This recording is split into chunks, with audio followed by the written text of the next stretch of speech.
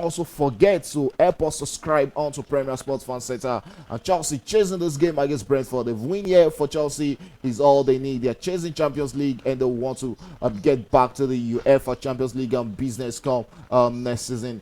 Brentford, the home side, are playing in their home attire, and here's a chance for Chelsea. Finds himself in the box there. What would they make out of that? Still Chelsea in possession. I think it was more like Barca got a point and Real Madrid lost all 3 points yesterday.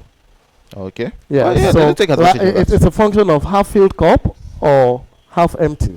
You're looking at it as half empty because Barca should have taken 3 points. Yeah. However, that was a night Real Madrid lost all the 3 points at home, Bernabeu, to Valencia, number 15. Chelsea in this encounter. Both sides still trying to size each other out. It looks like on the outside. Brentford will get a goal. And a save there from Robert Sanchez. Super save. Who would have thought? I think we have to give it to Robert Sanchez there. Yeah, that was a super save there to deny them Damsgaard. Yes, Brentford. Yeah, might just be a chance for the first goal.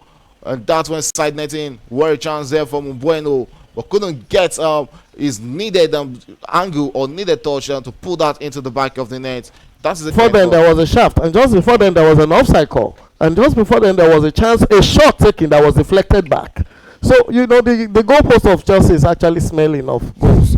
As it is in Yoruba parlance, we say "1 goals," you know. But as it is, we don't know what will happen. Inward into midfield, finds Chalobah back to Tosin Adarabioyo. Tosin looks inward into midfield, finds his Chelsea teammate, and yes, Chelsea attacking. Yeah, might just be a chance for Chelsea to send across with that beat. Oh no, but took a weak deflection over the Brentford defender there, who sends it back for a corner kick. I would like to see Liverpool lose.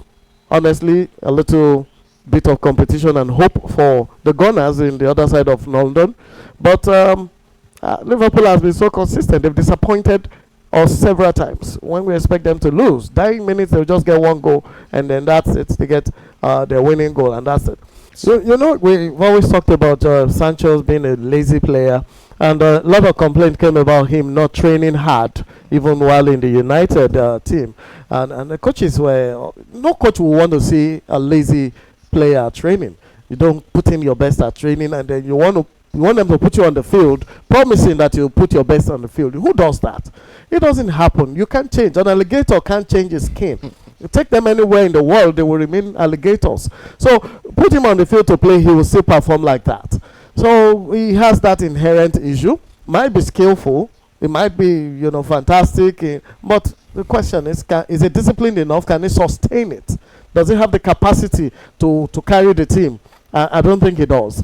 I think it's just going to be a waste for Chelsea to look for money and pay, and they'll become disappointed at the middle of the season because Sancho is not going to command a first team jersey next season. And we tell here's a cross inward here from the Chelsea team. That should be it for Chelsea, but miscalculation there from Tosin Adarabioyo. You can't actually compare them to what Arsenal is bringing to the table. These boys have been playing, and if you look at the Barca Academy, they are very utilized. They are very strong team. They are teams that actually play in another league, and they are successful in their leagues. Chelsea should score a goal, Brentford should score 2 goals, or Chelsea score 2 goals, Brentford scores 1 goal. There's one thing about Nicolas Jackson is the chances will always come in the encounter, but putting it into the back of the net might be a big problem for him. He might need about 10 chances to score 1 in a game or more. Now, I think that comes to the reality of things. Cole Palmer, season 1 in Chelsea, fantastic. Season 2, it's looking he hasn't looked poor to me. He has 14 goals in the EPL already this season, which is still good for a midfielder. It's wonderful, but it's not. Wasn't like it was last standard season. Is set at first. Yeah, the first season was even fantastic. Even the almighty Alan couldn't get up to 30 goals this season in the EPL. Yeah, almighty Alan is suffering. He insulted his elders. He had to appease the gods. Back in play, yes, Chelsea. Nicolas Jackson on the ball. Chelsea will look to attack. His Cole Palmer on the ball there. He has Jadon Sancho to his far right left there, and he chose to just drop it past to Nicolas Jackson. Jackson with the ball there. Chelsea attacking, and a long shot there from who's that? That happens to be Pedro Neto with that beautiful shot there, but flaking to the rescue for Brentford there. And we can see the first combination from the Chelsea substitute coming to attack for them there, but flaking with a big hand. to cut that off Pedro Neto's shot.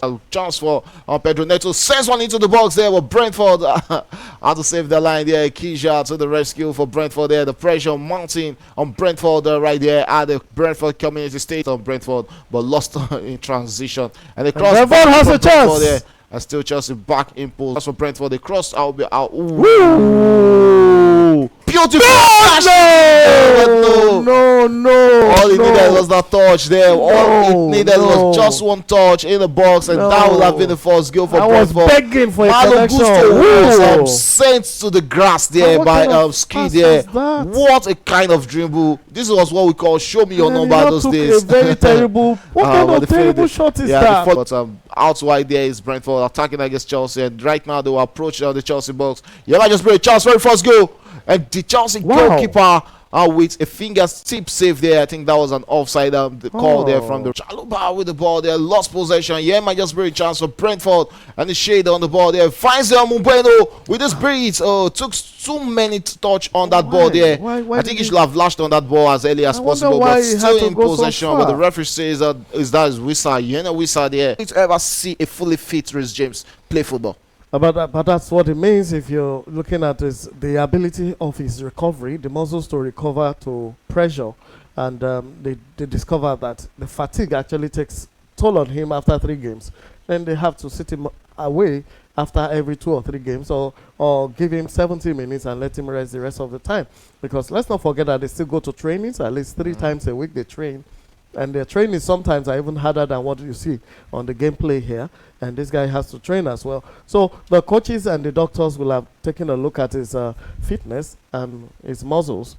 Because he's not having joint injuries. He has muscle injury. Usually overload, fatigue overload. And that's exactly what they're doing for Lionel Messi too at Inter Miami. Because sometimes when the muscles are overloaded, they actually show tendencies of fatigue. And you can go into cramps. Some of them can go into explosion. You can actually tear fibers, part of the fibers of the muscle. And there could be micro tears as well, in which case you won't need surgery, but they can't heal. And you won't have 100% from the player. So it depends on what the doctors have seen. You see all those using ultrasound scanning, using MRI. You can't see them from regular x-rays.